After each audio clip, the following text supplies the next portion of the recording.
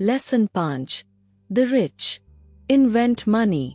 असल दुनिया में अक्सर आगे बढ़ने वाले लोग होशियार नहीं होते बल्कि साहसी होते हैं। कल रात मैंने लिखने से ब्रेक लिया और अलेक्जेंडर ग्राहम बेल नामक एक युवा व्यक्ति के इतिहास पर एक टीवी कार्यक्रम देखा। बेल ने अभी अभी अपने टेलीफोन का पेटेंट कराया था और उसे बढ़ती हुई परेशानियों का सामना करना पड़ रहा था क्योंकि उसके नए आविष्कार की मांग बहुत ज्यादा थी। एक बड़ी कंपनी की जरूरत होने पर वह उस समय की दिग्गज कंपनी वेस्टर्न यूनियन के पास गया और उनसे पूछा कि क्या वे उसका पेटेंट और उसकी छोटी सी कंपनी खरीद लेंगे।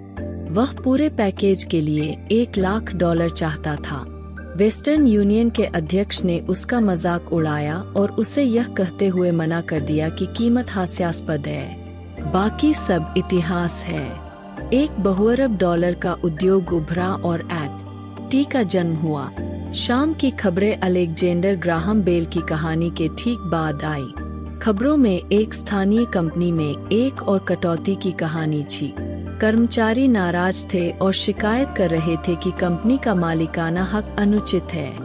लगभग 45 साल के एक बर्खास्त मैनेजर की पत्नी और 2 बच्चे प्लांट में थे और वह गार्ड से विनती कर रहा था कि उसे मालिकों से बात करने दे और पूछे कि क्या वे उसकी बर्खास्तगी पर पुनर्विचार करेंगे। उसने अभी भी एक घर खरीदा था और उसे खोने का डर था। कैमरा पूरी दुनिया को दिखाने के लिए उसकी विनती पर केंद्रित था। कहने की जरूरत नहीं कि इसने मेरा ध्यान खींचा। मैं 1984 से पेशेवर रूप से पढ़ा रहा हूँ। यह एक शानदार और पुरस्कृत करने वाला अनुभव रहा है। यह एक परेशान करने वाला पेशा भी है क्योंकि मैंने हजारों लोगों को पढ़ाया है और मैं हम सभी में एक चीज आम देखता हूँ जिसमें मैं भी शामिल हूँ। हम सभी में जबरदस्त क्षमता है और हम सभी को उपहारों से नवाजा गया है। फिर भी एक चीज जो हम सभी को पीछे रखती है वह है कुछ हद तक आत्मसंदेह। तकनीकी जानकारी की कमी हमें पीछे नहीं रखती बल्कि आत्मविश्वास की कमी हमें पीछे रखती है।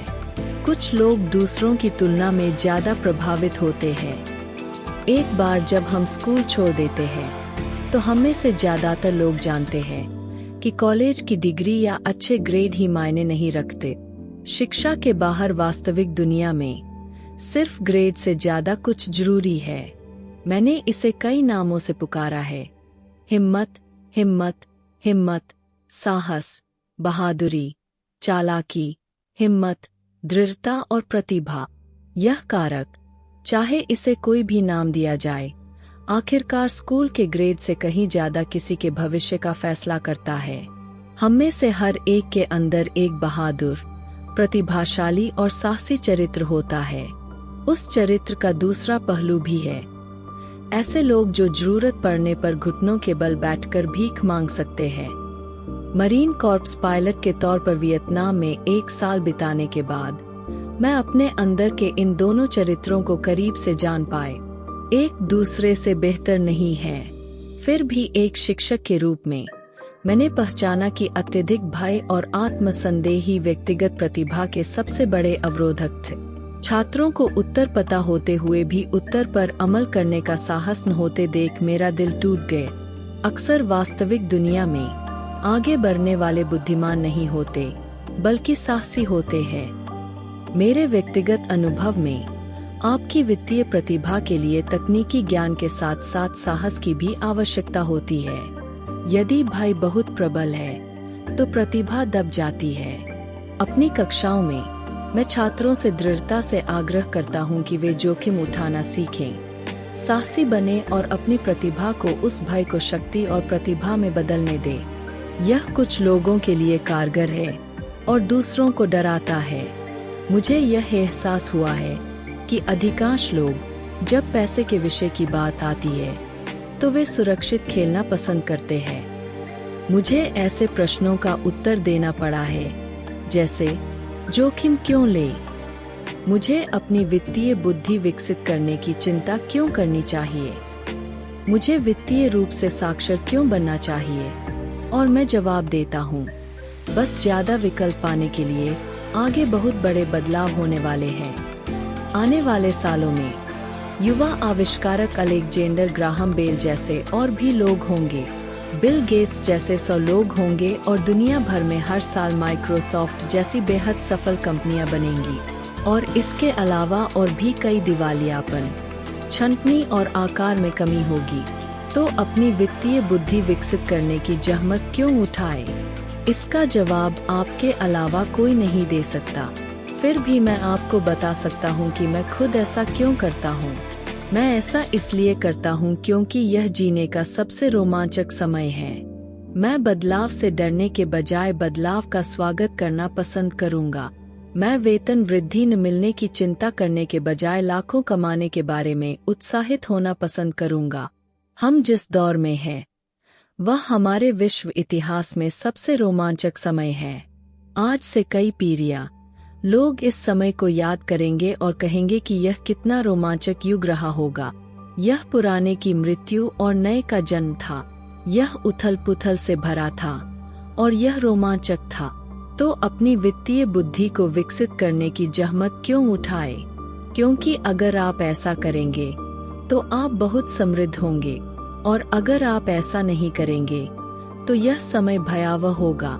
यह कुछ लोगों को साहसपूर्वक आगे बढ़ते हुए देखने का समय होगा, जबकि अन्य लोग घिसे पिटे जीवन रक्षक उपकरणों से चिपके रहेंगे। 300 साल पहले जमीन ही संपत्ति थी, इसलिए जो व्यक्ति जमीन का मालिक था वह संपत्ति का मालिक था। बाद में संपत्ति कारखानों और उत्पादन में थी और अमेरिका का प्रभुत्व बढ़ गए। उद्योगपति के पास धन था। आज धन सूचना में है, और जिस व्यक्ति के पास सबसे अधिक समय पर सूचना है वह धन का स्वामी है। समस्या यह है कि सूचना प्रकाश की गति से दुनिया भर में उड़ती है। नई संपत्ति सीमाओं और सरहदों में नहीं समा सकती। जैसे भूमि और कारखाने, परिवर्तन अधिक तेज और अधिक नाटकीय होंगे। नए बहुकरोड़पतियों की संख्या में नाटकीय वृद्धि होगी। ऐसे भी लोग होंगे जो पीछे छूट जाएंगे। मैं आज बहुत से लोगों को संघर्ष करते हुए देखता हूँ, अक्सर कड़ी मेहनत करते हुए, सिर्फ इसलिए क्योंकि वे पुराने विचारों से चिपके रहते हैं। वे चाहते हैं कि चीजें वैसी ही रहें जैसी वे थीं, और वे बदलाव का विरोध करते हैं। मैं ऐसे लोगों को जानता हूँ जो अपनी नौकरी या अपना घर खो रहे हैं, और वे प्रौद्योगिकी या अर्थव्यवस्था या अपने बॉस को दोष देते हैं। दुख की बात है कि वे यह महसूस करने में विफल रहते हैं कि वे समस्या हो सकते हैं। पुराने विचार उनकी सबसे बड़ी देनदारी है। यह एक दायित्व है, क्योंकि वे यह समझने में विफल रहते हैं कि कल वह विचार या कुछ करने का तरीका एक परिसंपत्ति था, कल चला गया है। एक दोपहर मैं एक बोर्ड गेम का उपयोग करके निवेश करना सिखा रहा था, जिसे मैंने एक शिक्षण उपकरण के रूप में कैश फ्लो का आविष्कार किया था। एक मित्र ने कक्षा में भाग लेने के लिए किसी को साथ लाया था। मेरे मित्र का यह मित्र हाल ही में तलाकशुदा था, तलाक के समझौते में बुरी तरह से जल गया था और अब कुछ उत्तरों की तलाश कर रहा था। उसके मित्र ने सोचा कि कक्षा मदद कर सकती है। खेल को लोगों को यह सीखने में मदद करने के लिए डिजाइन किया गया था कि पैसा कैसे काम करता है। खेल खेलने में वे आय विवरण और बैलेंस शीट के बीच बातचीत के बारे में सीखते हैं। वे सीखते हैं कि दोनों के बीच नकदी कैसे प्रवाहित होती है और संपत्ति कॉलम से अपने मासिक नकदी प्रवाह को इस हद तक बढ़ाने के प्रयास के माध्यम से धन की राह कैसे तय होती है कि यह आपके मासिक खर्चों से अधिक हो जा। एक बार जब आप इसे पूरा कर लेते हैं तो आप चूहे की दौड़ से बाहर निकलकर फास्ट ट्रैक पर आ जाते हैं। जैसा कि मैंने कहा, कुछ लोग इस खेल से नफरत करते हैं, कुछ इसे पसंद करते हैं और अन्य लोग इस बात को समझ नहीं पाते। इस महिला ने कुछ सीखने का एक बहुमूल्य अवसर खो दिए। शुरुआती दौर में उसने नाव वाला एक डूडैड कार्ड निकाला। पहले तो वह खुश हुई, ओह मुझे नाव मिल गई। फिर जब उसकी सहेली ने यह समझाने की कोशिश की कि उसकी आय स्टेटमेंट और बैलेंस शीट पर संख्याएं कैसे काम करती है, तो वह निराश हो गई क्योंकि उसे गणित कभी पसंद नहीं था।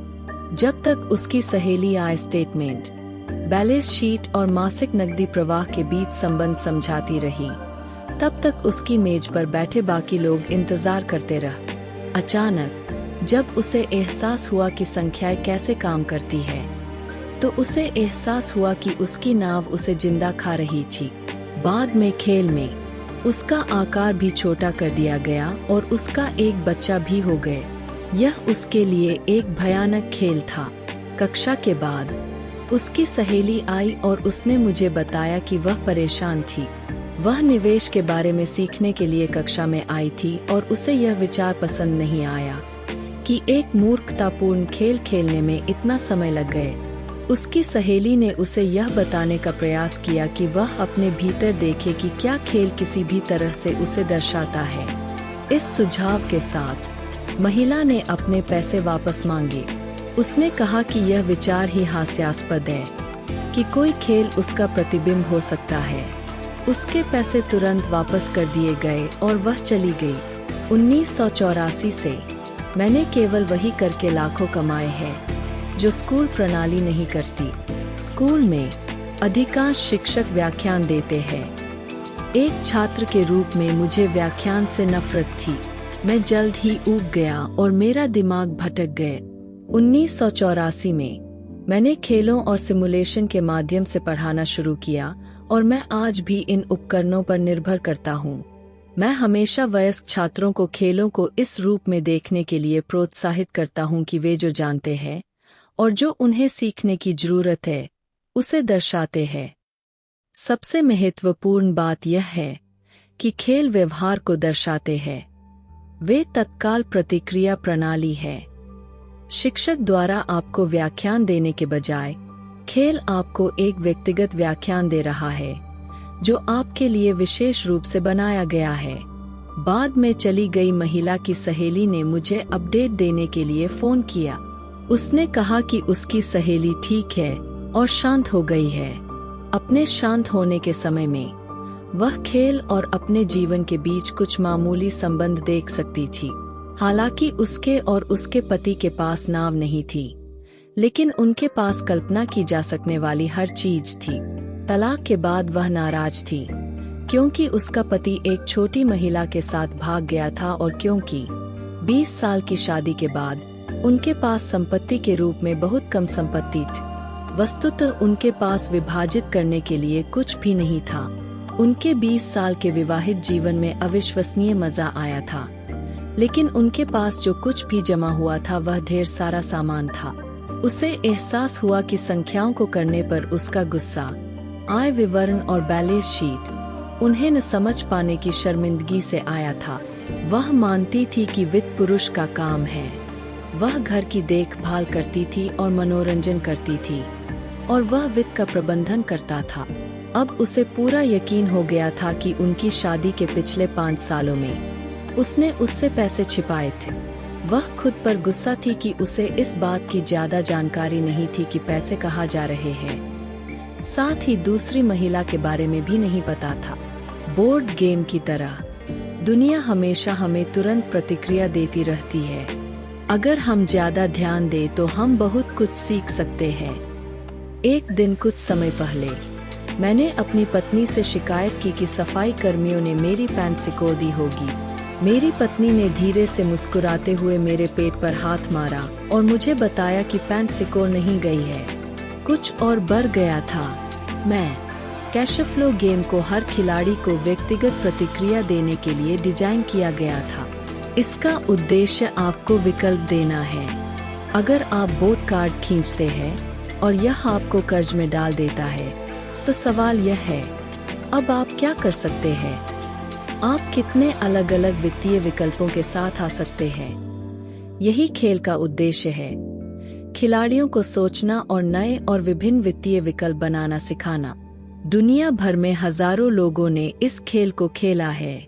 जो खिलाड़ी रैट रेस से सबसे तेजी से बाहर निकलते हैं, वे लोग होते हैं जो संख्याओं को समझते हैं और जिनके पास रचनात्मक वित्तीय दिमाग होता है। वे अलग अलग वित्तीय विकल्पों को पहचानते हैं। अमीर लोग अक्सर रचनात्मक होते हैं और सोच समझकर जोखिम उठाते हैं। जो लोग सबसे लंबे समय तक जोखिम उठाते हैं वे ऐसे लोग होते हैं जो संख्याओं से परिचित नहीं होते और अक्सर निवेश की शक्ति को नहीं समझते।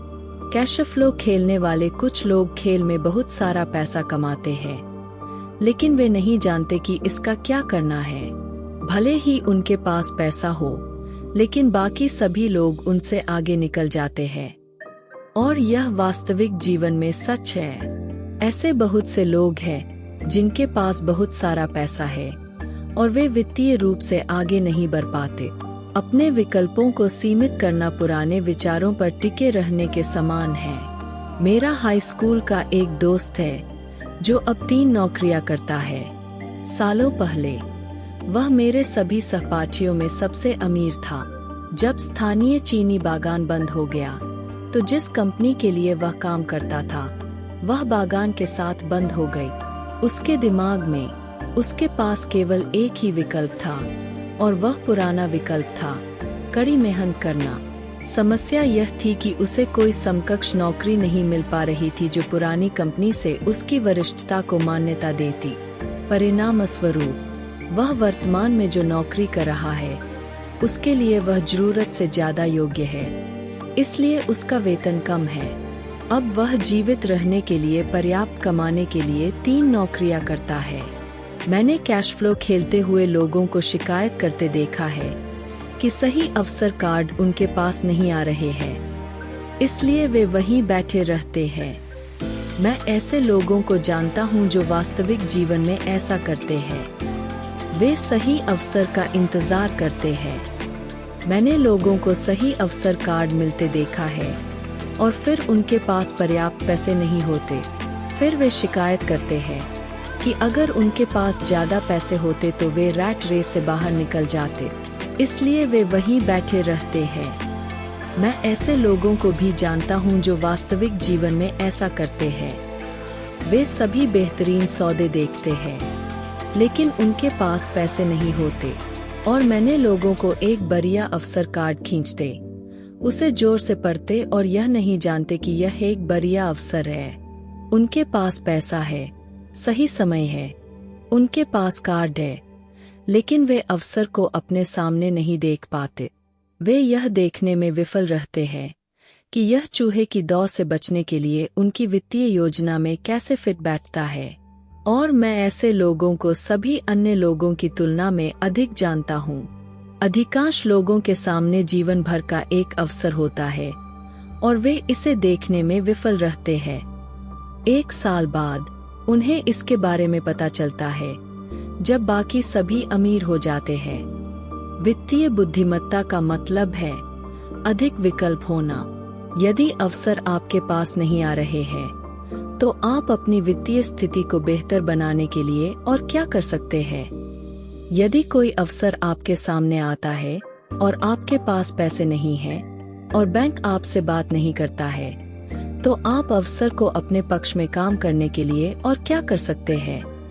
यदि आपका अनुमान गलत है और आप जिस पर भरोसा कर रहे हैं वह नहीं होता है, तो आप एक नींबू को लाखों में कैसे बदल सकते हैं। यही वित्तीय बुद्धिमत्ता है। यह इतना महत्वपूर्ण नहीं है कि क्या होता है, बल्कि यह महत्वपूर्ण है कि आप एक नींबू को लाखों में बदलने के लिए कितने अलग अलग वित्तीय समाधानों के बारे में सोच सकते हैं। यह महत्वपूर्ण है कि आप वित्तीय समस्याओं को हल करने में कितने रचनात्मक हैं। ज्यादातर लोग सिर्फ एक ही उपाय जानते हैं, कड़ी मेहनत करो, बचत करो और उधार लो। तो आप अपनी वित्तीय बुद्धिमत्ता क्यों बढ़ाना चाहेंगे? क्योंकि आप ऐसे व्यक्ति बनना चाहते हैं जो अपनी किस्मत खुद बनाता है। जो कुछ भी होता है उसे आप बेहतर बनाते हैं। बहुत कम लोग समझते हैं कि किस्मत भी बनाई जाती है जैसे पैसे बनाए जाते हैं। और अगर आप ज्यादा भाग्यशाली बनना चाहते हैं और कड़ी मेहनत करने के बजाय पैसे कमाना चाहते हैं, तो आपकी वित्तीय बुद्धिमत्ता जरूरी है। अगर आप ऐसे व्यक्ति हैं जो सही चीज के होने का इंतजार कर रहे हैं, तो आपको लंबे समय तक इंतजार करना पड़ सकता है। यह ऐसा है जैसे आप अपनी यात्रा शुरू करने से पहले 5 मील तक सभी ट्रैफिक लाइट के हरे होने का इंतजार कर रहे हो। बचपन में माइक और मुझे मेरे अमीर पिता लगातार कहते थे कि पैसा असली नहीं है। अमीर पिता कभी कभी हमें याद दिलाते थे कि हम उस पहले दिन पैसे के रहस्य के कितने करीब पहुंच गए थे जब हम साथ आए और प्लास्टर ऑफ पेरिस से पैसा कमाना शुरू किए। वे कहते थे, गरीब और मध्यम वर्ग पैसे के लिए काम करते हैं, अमीर लोग पैसा कमाते हैं।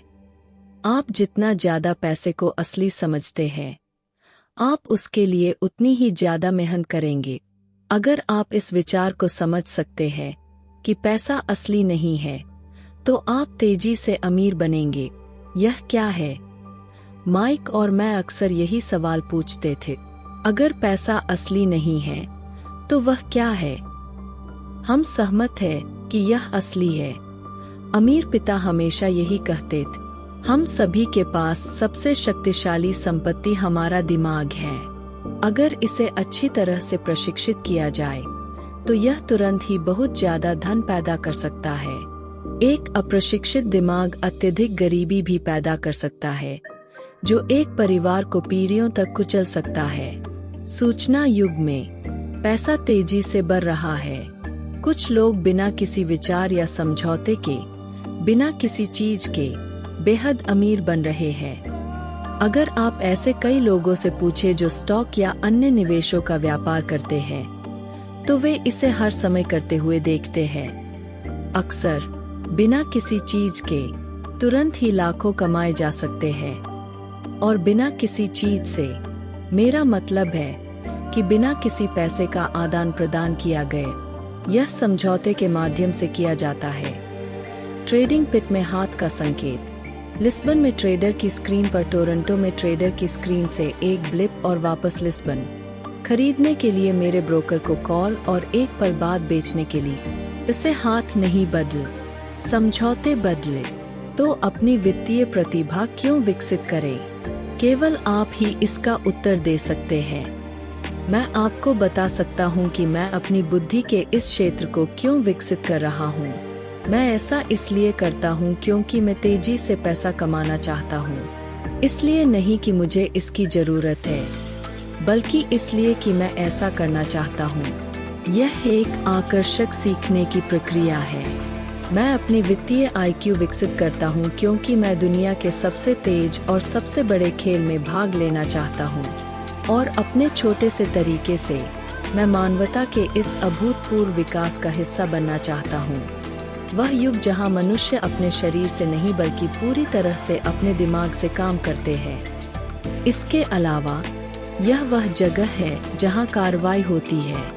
यह वही है जो हो रहा है। यह फैशनेबल है, यह डरावना है और यह मजेदार है। इसीलिए मैं अपनी वित्तीय बुद्धिमत्ता में निवेश करता हूँ और अपनी सबसे शक्तिशाली संपत्ति विकसित करता हूँ। मैं उन लोगों के साथ रहना चाहता हूँ जो साहसपूर्वक आगे बढ़ रहे हैं। मैं उन लोगों के साथ नहीं रहना चाहता जो पीछे छूट गए हैं। मैं आपको पैसे बनाने का एक सरल उदाहरण देता हूँ। 1990 के दशक की शुरुआत में फीनिक्स, एरिज़ोना की अर्थव्यवस्था भयानक थी। मैं एक टीवी शो देख रहा था जब एक वित्तीय योजनाकार आया और उसने विनाश और निराशा की भविष्यवाणी करना शुरू कर दिया। उसकी सलाह थी कि पैसे बचाए, हर महीने $100 बचाए। उसने कहा, 40 साल में आप करोड़पति बन जाएंगे। खैर, हर महीने पैसे बचाना एक अच्छा विचार है। यह एक विकल्प है, वह विकल्प जिसे ज्यादातर लोग अपनाते हैं। समस्या यह है, यह व्यक्ति को यह देखने से रोकता है कि वास्तव में क्या हो रहा है। यह उन्हें अपने पैसे के अधिक महत्वपूर्ण विकास के प्रमुख अवसरों से वंचित करता है। दुनिया उनसे दूर जा रही है। जैसा कि मैंने कहा, उस समय अर्थव्यवस्था बहुत खराब थी। निवेशकों के लिए यह बाजार की एकदम सही स्थिति है। मेरे पैसे का एक बड़ा हिस्सा शेयर बाजार और अपार्टमेंट हाउस में लगा हुआ था। मेरे पास नकदी की कमी थी क्योंकि लोग संपत्तियां बेच रहे थे। मैं खरीद रहा था। मैं पैसे नहीं बचा रहा था, मैं निवेश कर रहा था। किम और मेरे पास $1 मिलियन से अधिक की नकदी थी, जो बाजार में तेजी से बढ़ रही थी। यह निवेश करने का सबसे अच्छा अवसर था। अर्थव्यवस्था बहुत खराब थी। मैं इन छोटे सौदों को छोड़ नहीं सकता था। जो घर कभी $1 लाख के थे, वे अब $75,000 के हो गए हैं। लेकिन स्थानीय रियल एस्टेट एजेंटों के साथ खरीदारी करने के बजाय मैंने दिवालियापन वकील के कार्यालय या न्यायालय की सीढ़ियों पर खरीदारी शुरू कर दी। इन खरीदारी स्थानों पर $75,000 का घर कभी कभी $20,000 या उससे कम में खरीदा जा सकता था। $2,000 के लिए, जो मुझे एक मित्र ने 90 दिनों के लिए $200 में उधार दिया था, मैंने एक वकील को डाउन पेमेंट के रूप में कैशियर चेक दिए। जब अधिग्रहण की प्रक्रिया चल रही थी, मैंने एक विज्ञापन चलाया जिसमें $75,000 के घर को केवल $60,000 में बेचा जा रहा था और कोई डाउन पेमेंट नहीं था। फोन की घंटी जोर से बज रही थी। संभावित खरीदारों की स्क्रीनिंग की गई और एक बार जब संपत्ति कानूनी रूप से मेरी हो गई, तो सभी संभावित खरीदारों को घर देखने की अनुमति दी गई। यह एक उन्माद था। घर कुछ ही मिनटों में बिक गया। मैंने $2,500 की प्रोसेसिंग फीस मांगी, जिसे उन्होंने खुशी खुशी दे दिया और एस्क्रो और टाइटल कंपनी ने वहां से काम संभाल लिए। मैंने अपने दोस्त को $2,000 और अतिरिक्त $200 लौटा दिए। वह खुश था, घर खरीदार खुश था, वकील खुश था और मैं भी खुश था। मैंने $60,000 में एक घर बेचा था जिसकी कीमत मुझे $20,000 पड़ी। $40,000 खरीदार से एक वचन पत्र के रूप में मेरी संपत्ति कॉलम में पैसे से बनाया गया था। कुल कार्य समय 5 घंटे। तो अब जब आप वित्तीय रूप से अधिक साक्षर और संख्याओं को पढ़ने में कुशल बनने की राह पर है, तो मैं आपको दिखाऊंगा कि यह पैसे के आविष्कार का एक उदाहरण क्यों है। इस उदास बाजार के दौरान किम और मैं अपने खाली समय में इनमें से 6 सरल लेन देन करने में सक्षम थे, जबकि हमारा अधिकांश पैसा बड़ी संपत्तियों और शेयर बाजार में था। हम उन 6 खरीदे, बनाए और बेचे लेन देन में $1,90,000 से अधिक संपत्तियां 10% ब्याज पर नोट बनाने में सक्षम थे। यह लगभग $19,000 प्रति वर्ष की आय है, जिसका अधिकांश हिस्सा हमारे निजी निगम के माध्यम से सुरक्षित है। सालाना $19,000 का ज्यादातर हिस्सा हमारी कंपनी की कारों, गैस, ट्रिप्स, बीमा, क्लाइंट्स के साथ डिनर और दूसरी चीजों पर खर्च हो जाता है। जब तक सरकार को उस आय पर कर लगाने का मौका मिलता है, तब तक वह कानूनी तौर पर स्वीकृत कर पूर्व खर्चों पर खर्च हो चुकी होती है। यह एक सरल उदाहरण था कि कैसे वित्तीय बुद्धिमत्ता का उपयोग करके पैसे का आविष्कार, निर्माण और सुरक्षा की जाती है। खुद से पूछें, $1,90,000 बचाने में कितना समय लगेगा? क्या बैंक आपको आपके पैसे पर 10% ब्याज देगा? और वचन पत्र 30 साल के लिए वैध है। मुझे उम्मीद है कि वे मुझे कभी $1,90,000 नहीं देंगे।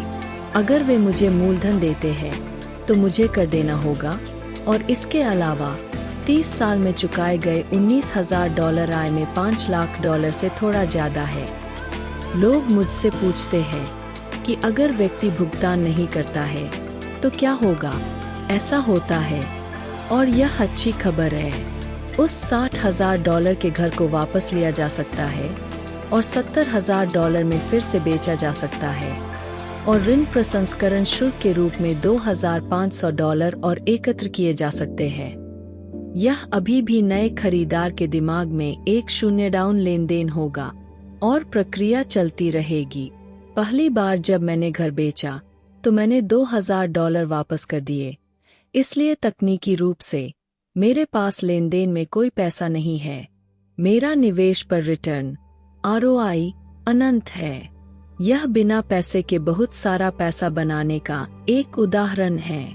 दूसरे लेन देन में जब इसे फिर से बेचा गया तो मैंने $2,000 अपनी जेब में डाल लिए और ऋण को 30 साल के लिए फिर से बढ़ा दिए।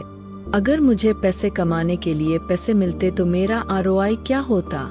मुझे नहीं पता, लेकिन यह निश्चित रूप से $100 प्रति माह की बचत से बेहतर है, जो वास्तव में $150 से शुरू होता है, क्योंकि यह 40 साल के लिए कम ब्याज अर्जित करने के बाद की आय है और फिर आप पर ब्याज पर कर लगाया जाता है।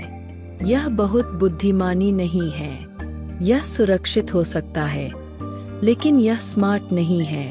कुछ साल बाद जब फीनिक्स रियल एस्टेट बाजार मजबूत हुआ, तो हमने जो घर $60,000 में बेचे थे, उनकी कीमत $1,10,000 हो गई। फोरक्लोजर के अवसर अभी भी उपलब्ध थे, लेकिन दुर्लभ हो गए। उन्हें खोजने के लिए बाहर जाने में एक मूल्यवान संपत्ति, मेरा समय खर्च हुआ। हजारों खरीदार कुछ उपलब्ध सौदों की तलाश में थे। बाजार बदल गया था। अब समय आ गया था कि आगे बढ़ा जाए और संपत्ति कॉलम में डालने के लिए अन्य अवसरों की तलाश की जाए। आप यहाँ ऐसा नहीं कर सकते। यह कानून के खिलाफ है। आप झूठ बोल रहे हैं। मैं ऐसी टिप्पणियाँ, क्या आप मुझे दिखा सकते हैं कि यह कैसे किया जाता है, से कहीं ज्यादा सुनता हूँ। गणित सरल है। आपको बीजगणित या कैलकुलस की जरूरत नहीं है, और एस्क्रो कंपनी कानूनी लेनदेन और भुगतान की सर्विसिंग को संभालती है। मुझे छत ठीक करने या शौचालय हटाने की जरूरत नहीं है, क्योंकि मालिक ऐसा करते हैं। यह उनका घर है। कभी कभी कोई भुगतान नहीं करता है, और यह बहुत बढ़िया है, क्योंकि इसमें विलंब शुल्क लगता है, या वे बाहर चले जाते हैं और संपत्ति फिर से बेची जाती है। न्यायालय प्रणाली इसे संभालती है, और हो सकता है कि यह आपके क्षेत्र में काम न करे। बाजार की स्थितियां अलग हो सकती है, लेकिन यह उदाहरण दर्शाता है कि कैसे एक सरल वित्तीय प्रक्रिया कम पैसे और कम जोखिम के साथ सैकड़ों हजारों डॉलर बना सकती है। यह पैसे के सिर्फ एक समझौते होने का उदाहरण है। हाई स्कूल की शिक्षा वाला कोई भी व्यक्ति ऐसा कर सकता है, फिर भी ज्यादातर लोग ऐसा नहीं करेंगे। ज्यादातर लोग मानक सलाह सुनते हैं कि कड़ी मेहनत करें और पैसे बचाएं। लगभग 30 घंटे काम करने पर संपत्ति कॉलम में लगभग $1,90,000 बनाए गए और कोई कर नहीं चुकाया गए। आपको कौन सा विकल्प ज्यादा कठिन लगता है? एक, कड़ी मेहनत करे, 50% कर चुकाए, जो बचता है उसे बचा, फिर आपकी बचत पर 5% मिलता है, जिस पर भी कर लगता है। या 2, अपनी वित्तीय बुद्धिमत्ता विकसित करने के लिए समय निकाले, अपने दिमाग और संपत्ति कॉलम की शक्ति का उपयोग करें। अगर आप विकल्प नंबर 1 का उपयोग करते हैं, तो इस बात का ध्यान रखें कि $1,90,000 बचाने में आपको कितना समय लगता है। समय आपकी सबसे बड़ी संपत्तियों में से एक है। अब आप समझ सकते हैं कि जब मैं माता पिता को यह कहते हुए सुनता हूँ कि मेरा बच्चा स्कूल में अच्छा कर रहा है और उसे अच्छी शिक्षा मिल रही है, तो मैं चुपचाप अपना सिर क्यों हिलाता हूँ? यह अच्छा हो सकता है, लेकिन क्या यह पर्याप्त है? मैं जानता हूँ कि उपरोक्त निवेश रणनीति एक छोटी सी है। इसका उपयोग यह दर्शाने के लिए किया जाता है कि कैसे छोटा बड़ा हो सकता है। फिर से, मेरी सफलता एक मजबूत वित्तीय नींव के महत्व को दर्शाती है, जो एक मजबूत वित्तीय शिक्षा से शुरू होती है। मैंने इसे पहले भी कहा है, लेकिन यह दोहराने लायक है। वित्तीय बुद्धिमत्ता इन 4 मुख्य तकनीकी कौशलों से बनी है। 1, लेखांकन। लेखांकन वित्तीय साक्षरता है या संख्याओं को पढ़ने की क्षमता है। यदि आप व्यवसाय या निवेश बनाना चाहते हैं, तो यह एक महत्वपूर्ण कौशल है। 2, निवेश। निवेश पैसे से पैसा बनाने का विज्ञान है। 3, बाजारों को समझना। बाजारों को समझना आपूर्ति और मांग का विज्ञान है। अलेक्जेंडर ग्राहम बेल ने बाजार को वह दिया जो वह चाहता था। बिल गेट्स ने भी ऐसा ही किया। $75,000 का मकान जिसकी कीमत $20,000 थी, उसे $60,000 में बेचा गया। यह भी बाजार द्वारा बनाए गए अवसर का लाभ उठाने का परिणाम था। कोई खरीद रहा था, तो कोई बेच रहा था। 4, कानून। कानून कॉर्पोरेट राज्य और संघीय विनियमों के लेखांकन के बारे में जागरूकता है। मैं नियमों के अनुसार खेलने की सलाह देता हूँ। यह बुनियादी आधार है या इन कौशलों का संयोजन जो धन की खोज में सफल होने के लिए आवश्यक है, चाहे वह छोटे घरों, अपार्टमेंट इमारतों, कंपनियों, शेयरों, बांडों, कीमती धातुओं, बेसबॉल कार्ड या इस तरह की चीजों की खरीद के माध्यम से। कुछ साल बाद रियल एस्टेट बाजार में उछाल आया और हर कोई इसमें शामिल हो रहा था। शेयर बाजार में उछाल था और हर कोई इसमें शामिल हो रहा था। अमेरिकी अर्थव्यवस्था अपने पैरों पर वापस आ रही थी। मैंने बेचना शुरू कर दिया और अब पेरू, नॉर्वे, मलेशिया और फिलीपींस की यात्रा कर रहा था। निवेश परिदृश्य बदल गया था। हम अब रियल एस्टेट नहीं खरीद रहे थे। अब मैं सिर्फ एसेट कॉलम में कीमतों को चढ़ते हुए देखता हूँ और शायद बेचना शुरू कर दूंगा। मुझे संदेह है कि उन 6 छोटे घरों के सौदे बिक जाएंगे और $40,000 का नोट नकद में बदल जाएगा। मुझे अपने अकाउंटेंट को बुलाकर नकद के लिए तैयार रहना होगा और उसे सुरक्षित रखने के तरीके ढूंढने होंगे। मैं जो कहना चाहूँगा वह यह है कि निवेश आते जाते रहते हैं। बाजार ऊपर जाता है और नीचे गिरता है। अर्थव्यवस्थाएं सुधरती है और गिरती है। दुनिया हमेशा आपको जीवन भर के अवसर देती रहती है, आपके जीवन के हर दिन, लेकिन अक्सर हम उन्हें देख नहीं पाते। लेकिन वे वहाँ है। और दुनिया जितनी ज्यादा बदलती है और तकनीक जितनी ज्यादा बदलती है, उतने ही ज्यादा अवसर आपके और आपके परिवार के लिए आने वाली पीढ़ियों के लिए वित्तीय रूप से सुरक्षित होने के लिए होंगे। तो अपनी वित्तीय बुद्धिमत्ता विकसित करने की जहमत क्यों उठाए? फिर से, केवल आप ही इसका उत्तर दे सकते हैं। मुझे पता है कि मैं क्यों सीखना और विकसित होना जारी रखता हूँ। मैं ऐसा इसलिए करता हूँ क्योंकि मुझे पता है कि बदलाव आने वाले हैं। मैं अतीत से चिपके रहने के बजाय बदलाव का स्वागत करना पसंद करूंगा। मुझे पता है कि बाजार में उछाल और बाजार में गिरावट आएगी। मैं अपनी वित्तीय बुद्धिमत्ता को लगातार विकसित करना चाहता हूं क्योंकि प्रत्येक बाजार परिवर्तन पर कुछ लोग अपनी नौकरी के लिए भीख मांगते हुए घुटनों पर बैठ जाएंगे। इस बीच अन्य लोग जीवन द्वारा दिए गए नींबू को ले लेंगे और हम सभी को कभी कभी नींबू दिए जाते हैं और उन्हें लाखों में बदल देंगे। यही वित्तीय बुद्धिमत्ता है। मुझसे अक्सर पूछा जाता है कि मैंने किन नींबू को लाखों में बदल दिया है। मैं व्यक्तिगत निवेश के कई और उदाहरणों का उपयोग करने से हिचकिचाता हूँ क्योंकि मुझे डर है कि यह शेखी बघाड़ने या अपनी तारीफ करने जैसा लगेगा। मेरा ऐसा कोई इरादा नहीं है। मैं उदाहरणों का उपयोग केवल वास्तविक और सरल मामलों के संख्यात्मक और कालानुक्रमिक चित्रण के रूप में करता हूँ। मैं उदाहरणों का उपयोग इसलिए करता हूँ क्योंकि मैं चाहता हूँ कि आप जानें कि यह आसान है और जितना अधिक आप वित्तीय बुद्धिमत्ता के 4 स्तंभों से परिचित होंगे, यह उतना ही आसान होगा।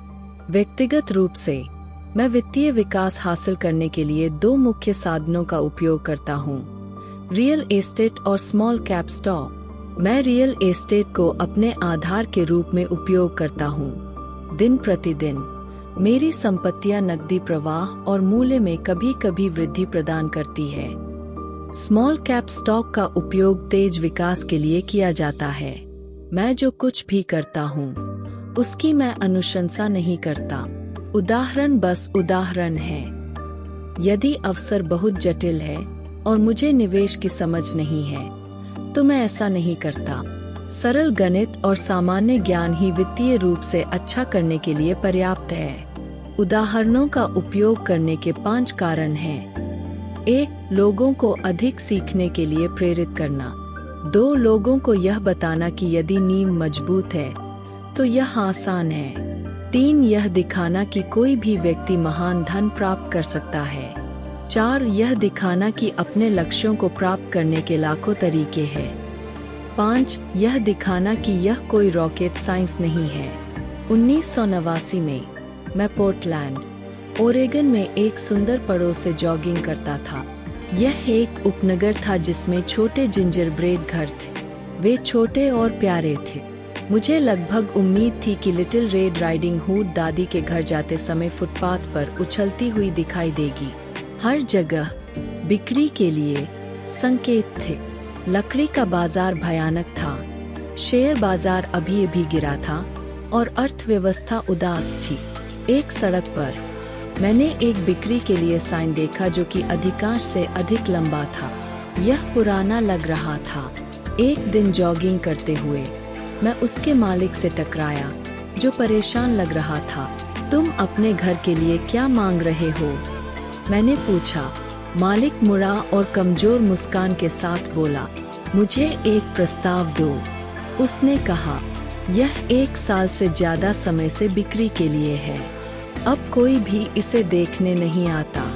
मैं देखूंगा, मैंने कहा, और मैंने आधे घंटे बाद घर को उसकी मांगी गई कीमत से $20,000 कम में खरीद लिए। यह एक प्यारा सा 2 बेडरूम वाला घर था, जिसमें सभी खिड़कियों पर जिंजरब्रेड ट्रिम था। यह हल्के नीले रंग का था जिसमें ग्रे रंग के एक्सेंट थे और इसे 1930 में बनाया गया था। अंदर एक खूबसूरत रॉक फायरप्लेस था, साथ ही 2 छोटे बेडरूम भी थे। यह एक बेहतरीन किराए का घर था। मैंने मालिक को $45,000 के घर के लिए $5,000 दिए, जिसकी कीमत वास्तव में $65,000 थी। सिवाय इसके कि कोई भी इसे खरीदना नहीं चाहता था। मालिक 1 हफ्ते में ही घर से चला गया, आजाद होने की खुशी में, और मेरा पहला किराएदार आया, एक स्थानीय कॉलेज का प्रोफेसर। बंधक, व्यय और प्रबंधन शुल्क का भुगतान करने के बाद मैं प्रत्येक महीने के अंत में अपनी जेब में $40 से थोड़ा कम डालता था।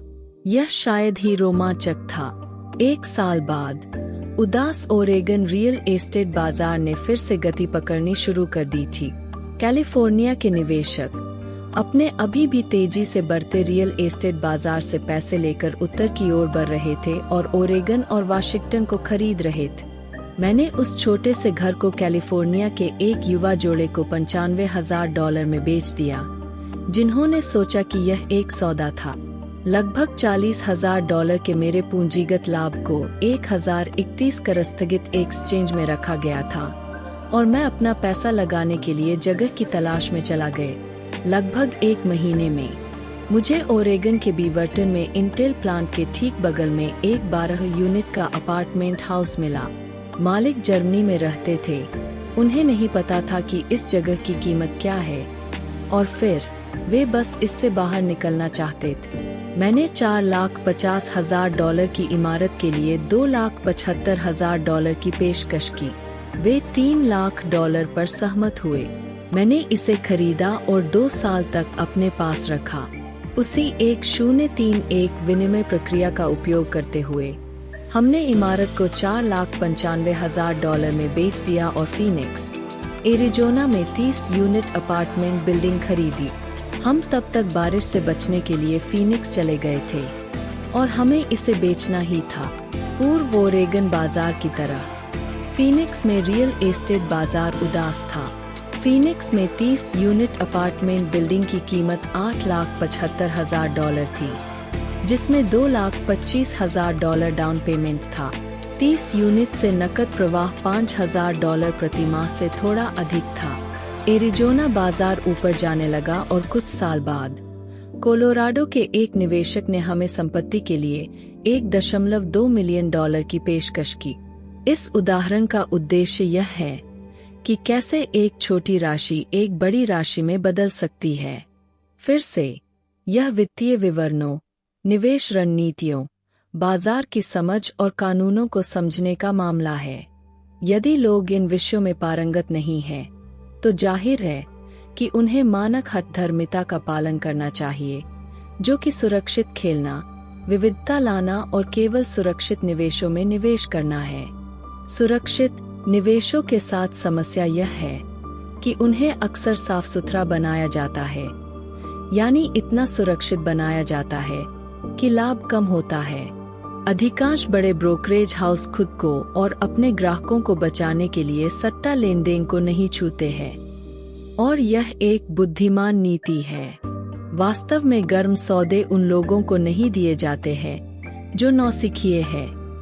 अक्सर सबसे अच्छे सौदे जो अमीरों को और भी अमीर बनाते हैं, उन लोगों के लिए आरक्षित होते हैं जो खेल को समझते हैं। किसी ऐसे व्यक्ति को सट्टा सौदे की पेशकश करना तकनीकी रूप से अवैध है, जिसे परिष्कृत नहीं माना जाता है, लेकिन निश्चित रूप से ऐसा होता है। मैं जितना अधिक परिष्कृत होता जाता हूँ, उतने ही अधिक अवसर मेरे पास आते हैं। जीवन भर अपनी वित्तीय बुद्धिमत्ता विकसित करने का एक और कारण यह है कि आपके सामने अधिक अवसर प्रस्तुत किए जाते हैं, और आपकी वित्तीय बुद्धिमत्ता जितनी अधिक होगी, यह बताना उतना ही आसान होगा कि कोई सौदा अच्छा है या नहीं। यह आपकी बुद्धिमत्ता ही है जो किसी खराब सौदे को पहचान सकती है या किसी खराब सौदे को अच्छा बना सकती है। जितना अधिक मैं सीखता हूँ, और सीखने के लिए बहुत कुछ है, उतना ही अधिक पैसा कमाता हूँ, क्योंकि जैसे जैसे वर्ष बीतते हैं, मैं अनुभव और ज्ञान प्राप्त करता हूँ। मेरे कुछ मित्र हैं जो सुरक्षित खेल रहे हैं, अपने पेशे में कड़ी मेहनत कर रहे हैं और वित्तीय ज्ञान प्राप्त करने में विफल हो रहे हैं, जिसे विकसित होने में समय लगता है। मेरा समग्र दर्शन अपने परिसंपत्ति कॉलम के अंदर बीज बोना है। यही मेरा सूत्र है। मैं छोटी शुरुआत करता हूँ और बीज बोता हूँ। कुछ उगते हैं, कुछ नहीं। हमारे रियल एस्टेट कॉरपोरेशन के अंदर हमारे पास कई मिलियन डॉलर की संपत्ति है। यह हमारा अपना रीट या रियल एस्टेट निवेश ट्रस्ट है। मैं जो कहना चाह रहा हूँ वह यह है कि उन लाखों में से अधिकांश की शुरुआत $5,000 से $10,000 के छोटे निवेश से हुई थी। ये सभी डाउन पेमेंट्स सौभाग्य से तेजी से बढ़ते बाजार में शामिल हो गए और टैक्स फ्री हो गए। हमने कई सालों में कई बार इन आउट किए। हमारे पास एक स्टॉक पोर्टफोलियो भी है जो एक कॉरपोरेशन से घिरा हुआ है, जिसे किम और मैं अपना पर्सनल म्यूचुअल फंड कहते हैं। हमारे कुछ दोस्त हैं जो खास तौर पर हमारे जैसे निवेशकों के साथ डील करते हैं, जिनके पास हर महीने निवेश करने के लिए अतिरिक्त पैसे होते हैं।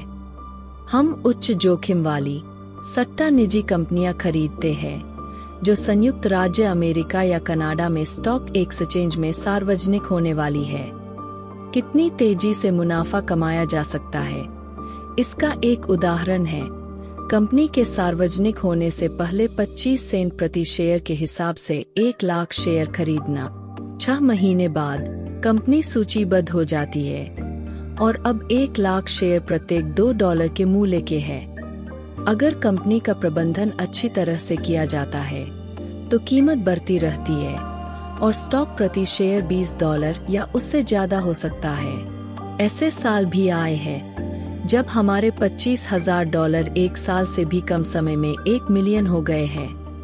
अगर आपको पता है कि आप क्या कर रहे हैं, तो यह जुआ नहीं है। अगर आप किसी सौदे में सिर्फ पैसे लगा रहे हैं और प्रार्थना कर रहे हैं, तो यह जुआ है। किसी भी चीज में विचार यह है कि अपने तकनीकी ज्ञान, बुद्धि और खेल के प्रति प्रेम का उपयोग करके बाधाओं को कम किया जाए, जोखिम को कम किया जा। बेशक हमेशा जोखिम होता है। यह वित्तीय बुद्धिमत्ता है जो बाधाओं को बेहतर बनाती है। इस प्रकार जो एक व्यक्ति के लिए जोखिम भरा है, वह किसी और के लिए कम जोखिम भरा है। यही मुख्य कारण है कि मैं लगातार लोगों को स्टॉक, रियल एस्टेट या अन्य बाजारों की तुलना में अपनी वित्तीय शिक्षा में अधिक निवेश करने के लिए प्रोत्साहित करता हूँ। आप जितने होशियार होंगे, आपके पास बाधाओं को पार करने का उतना ही बेहतर मौका होगा। मैंने व्यक्तिगत रूप से जिन स्टॉक प्ले में निवेश किया था, वे ज्यादातर लोगों के लिए बहुत ज्यादा जोखिम वाले थे और बिल्कुल भी अनुशंसित नहीं थे। मैं 1979 से यह खेल खेल रहा हूँ और बकाया राशि में अपने हिस्से से ज्यादा भुगतान कर चुका हूँ। लेकिन अगर आप फिर से पढ़ेंगे कि इस तरह के निवेश ज्यादातर लोगों के लिए उच्च जोखिम वाले क्यों हैं, तो आप अपने जीवन को अलग तरीके से सेट कर पाएंगे, ताकि एक साल में $25,000 लेकर उसे $1 मिलियन में बदलने की क्षमता आपके लिए कम जोखिम वाली। जैसा कि पहले कहा गया है, मैंने जो कुछ भी लिखा है वह कोई सिफारिश नहीं है। यह केवल एक उदाहरण के रूप में उपयोग किया जाता है कि क्या सरल और संभव है। मैं जो करता हूँ वह चीजों की भव्य योजना में छोटी सी बात है। फिर भी औसत व्यक्ति के लिए प्रति वर्ष $1 लाख से अधिक की निष्क्रिय आय अच्छी है और इसे प्राप्त करना कठिन नहीं है। बाजार और आप कितने समझदार हैं, इस पर निर्भर करते हुए इसे 5 से 10 वर्षों में किया जा सकता है। यदि आप अपने जीवनयापन के खर्चों को मामूली रखते हैं तो अतिरिक्त आय के रूप में $1 लाख आना सुखद है। चाहे आप काम करते हो या नहीं, आप चाहे तो काम कर सकते हैं या चाहे तो छुट्टी ले सकते हैं और सरकारी कर प्रणाली का उपयोग अपने पक्ष में कर सकते हैं। निकी अपने खिलाफ। मेरा व्यक्तिगत आधार रियल एस्टेट है। मुझे रियल एस्टेट पसंद है क्योंकि यह स्थिर और धीमी गति से चलने वाला है। मैं आधार को ठोस रखता हूँ। नकदी प्रवाह काफी स्थिर है और यदि इसे ठीक से प्रबंधित किया जाए तो इसके मूल्य में वृद्धि होने की अच्छी संभावना है। रियल एस्टेट के ठोस आधार की खूबसूरती यह है कि यह मुझे अधिक जोखिम उठाने की अनुमति देता है, जैसा कि मैं सट्टा स्टॉक के साथ करता हूँ। यदि मैं शेयर बाजार में बहुत अधिक लाभ कमाता हूँ तो मैं लाभ पर अपना पूंजी लाभ कर चुकाता हूँ और फिर जो बचता है उसे रियल एस्टेट में फिर से निवेश करता हूँ। फिर से अपनी संपत्ति की नींव को और अधिक सुरक्षित करता हूँ। रियल एस्टेट पर एक अंतिम शब्द। मैंने पूरी दुनिया की यात्रा की है और निवेश करना सिखाया है। हर शहर में मैंने लोगों को यह कहते हुए सुना है कि आप सस्ते में रियल एस्टेट नहीं खरीद सकते। यह मेरा अनुभव नहीं है। यहाँ तक कि न्यूयॉर्क या टोक्यो में या शहर के बाहरी इलाकों में अधिकांश लोग बेहतरीन सौदे को अनदेखा कर देते हैं। सिंगापुर में उनके उच्च रियल एस्टेट की कीमतों के साथ अभी भी थोड़ी ड्राइविंग दूरी के भीतर सौदे मिल सकते हैं। इसलिए जब भी मैं किसी को यह कहते हुए सुनता हूँ, आप यहाँ ऐसा नहीं कर सकते, मेरी ओर इशारा करते हुए, मैं उन्हें याद दिलाता हूँ कि शायद असली बयान यह है, मुझे नहीं पता कि यहाँ ऐसा कैसे किया जाता है। अभी तक महान अवसर आपकी आंखों से नहीं देखे जाते हैं, वे आपके दिमाग से देखे जाते हैं। ज्यादातर लोग सिर्फ इसलिए अमीर नहीं बन पाते क्योंकि उन्हें अपने सामने मौजूद अवसरों को पहचानने के लिए वित्तीय रूप से प्रशिक्षित नहीं किया जाता। मुझसे अक्सर पूछा जाता है, मैं कैसे शुरू करूं?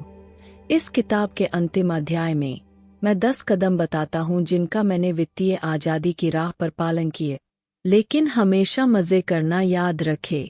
जब आप निवेश के नियम और शब्दावली सीखते हैं और अपनी संपत्ति का कॉलम बनाना शुरू करते हैं तो मुझे लगता है कि आप पाएंगे कि यह उतना ही मजेदार खेल है जितना आपने कभी खेला है।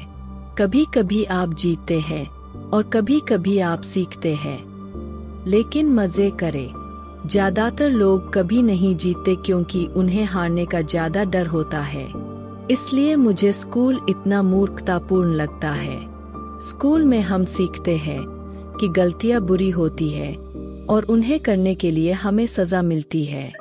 फिर भी अगर आप देखें कि इंसानों को सीखने के लिए किस तरह से डिजाइन किया गया है तो हम गलतियां करके सीखते हैं। हम गिरकर चलना सीखते हैं। अगर हम कभी गिरते नहीं तो हम कभी नहीं चल पाते।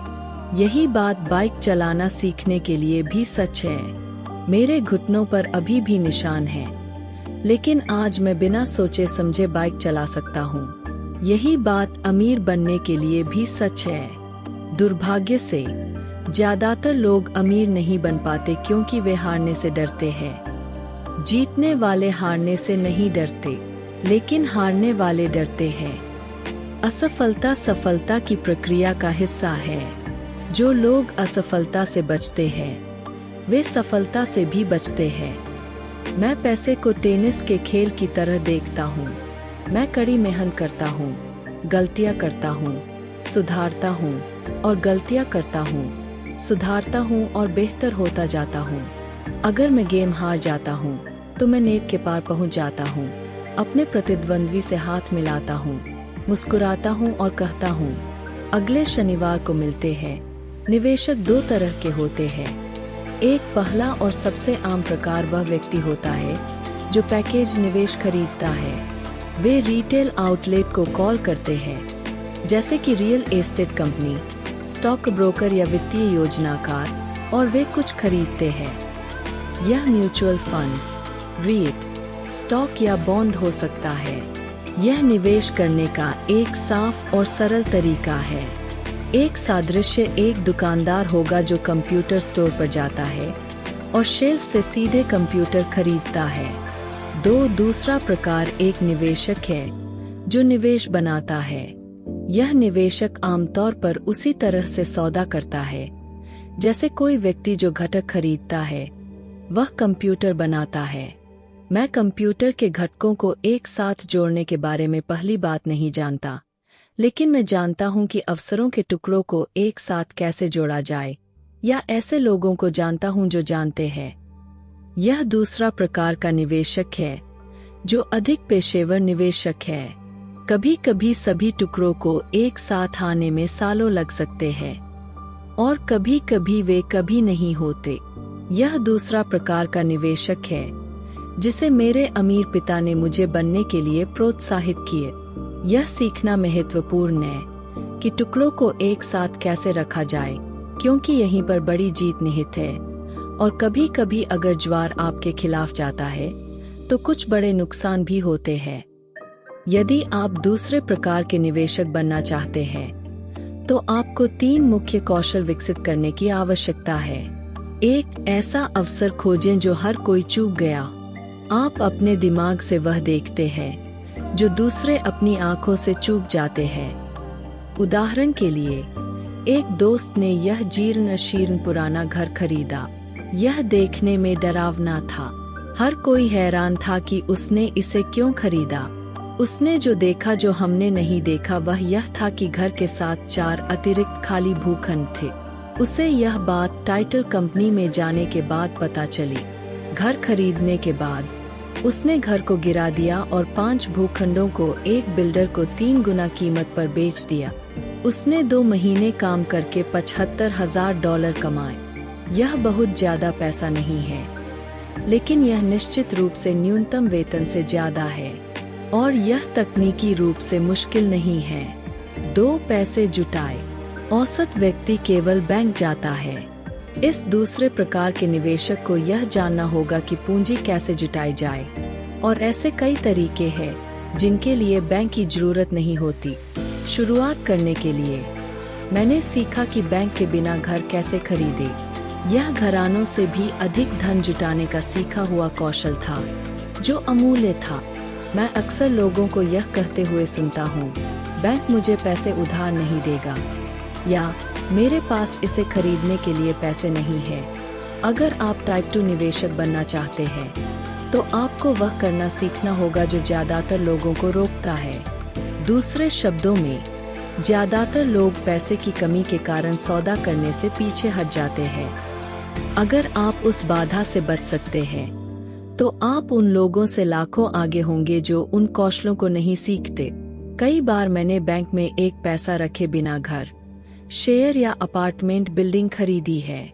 मैंने एक बार $1.2 मिलियन में एक अपार्टमेंट हाउस खरीदा था।